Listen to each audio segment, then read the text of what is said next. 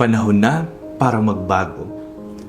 Ako po si Father Piel Pareha at ito po ang ating segment, ang Daily Devotion, na kung saan tayo po ay magdarasal, magbabasa at magninilay kasama ng salita ng Diyos sa buong taon.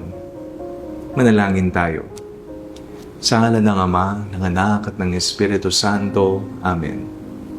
Halina, banal na Espiritu, liwanagan mo ang aming puso at isip nang maunawaan at may sa buhay namin ang iyong salita. Amen. Our Bible passage for today is from the Gospel of St. Mark, chapter 1, verses 14 to 20, and I read it for you. Now after John was arrested, Jesus came to Galilee, proclaiming the good news of God, and saying, "The time is fulfilled, and the kingdom of God has come near. Repent and believe in the good news."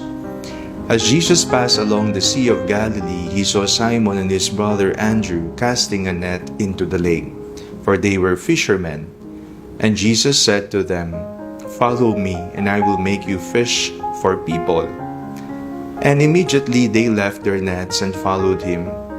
As he went a little further, he saw James, son of Zebedee, and his brother John, who were in their boat mending the nets.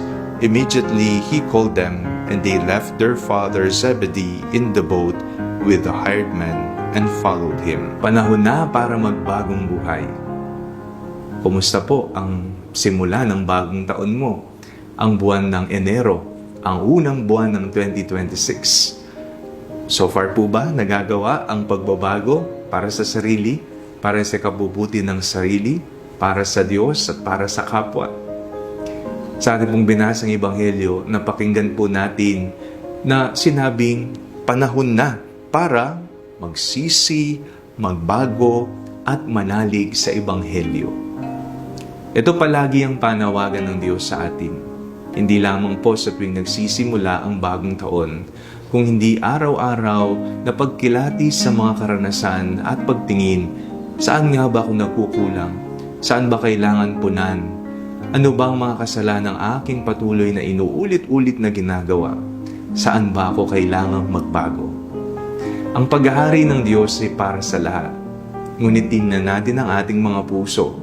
Kung ang ating mga puso ay may sagabal, may nakabara, may mga hadlang, may mga kasalanan, may mga kapintasan pa rin na nariyan, maaaring ito'y galit, hindi pagpapatawad, inggit, kataasan ng puso, at iba pa. Alam mo ang iyong sarili.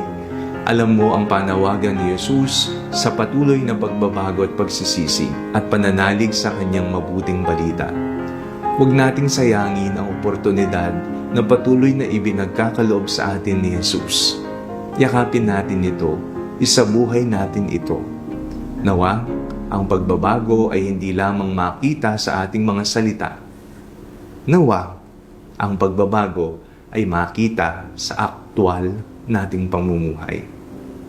Manalangin tayo. Panginoong Hesus, nakahanda po akong tanggapin ang iyong hamon para magsisi, magbagong buhay, at manalig sa iyong salita. Amen. Sa ngalan ng Ama, ng Anak at ng Espiritu Santo. Amen.